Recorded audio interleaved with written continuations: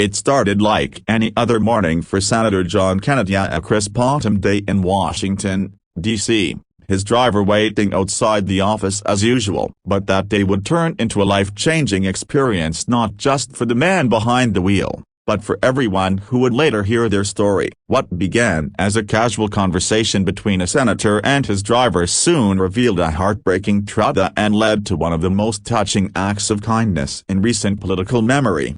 John Kennedy had known his driver, Michael Thompson, for nearly 2 years. Always punctual, always polite, and always smiling, Michael had the kind of quiet strength that made him instantly likable. He never complained, even during long, grueling days that stretched into nights of meetings, hearings, and last-minute airport runs. But one chilly November evening, when Kennedy noticed Michael sitting in his car long after his shift had ended, he decided to check in. "Michael, you heading home?"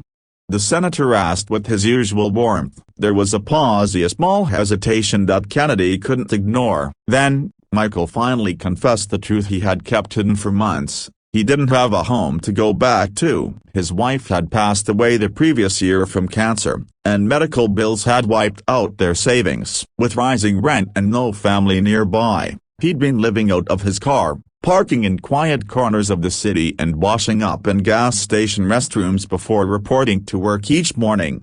The senator stood there, stunned. Here was a man who had been serving him faithfully every day, showing up with dignity and professionalism, while silently enduring one of life's toughest battles. Kennedy was deeply moved. That night, he couldn't sleep. How many people are just like Michael?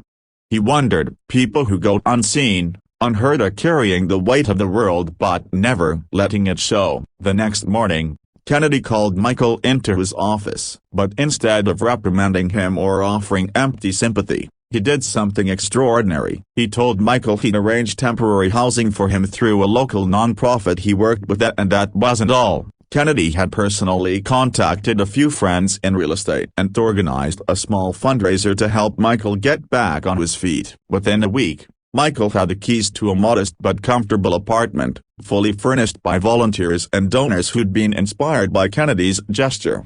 When reporters later caught wind of the story, Kennedy was reluctant to comment. "This isn't about politics," he said simply. "This is about people. When someone around you is hurting, and you have the power to help, you should. That's it." But the story didn't end there. Moved by what had happened, Kennedy launched a local initiative called Wheels of Hope, aimed at helping other drivers, delivery workers, and service employees who might be struggling silently with homelessness or housing insecurity. The program provided not just temporary shelter but also access to job counseling, financial planning, and emotional support. In its first few months, Wheels of Hope had already changed dozens of lives. Michael's story became the heart of the movement. He often joined Kennedy at community events, sharing his journey with humility and gratitude. "I used to think I was invisible," he said during one televised interview, his voice trembling with emotion. "But that one act of kindness reminded me that I still mattered, that someone still cared." Today,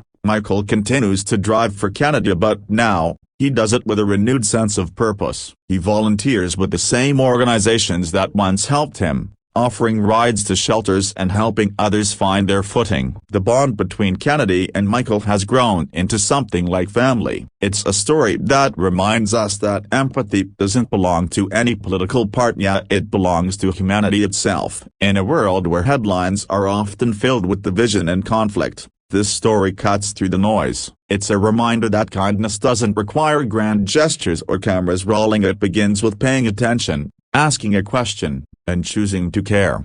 And as John Kennedy himself said at a community gathering months later, standing beside his driver-turned-friend, "We can't fix every problem in the world, but if each of us reaches out to help just one person, maybe just maybe we can start to change it."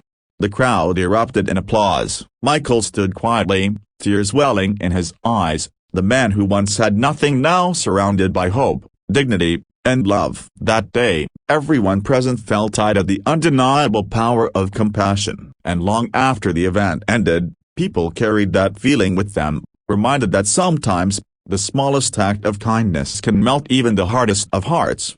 A simple act, a powerful message, a story the world will never forget.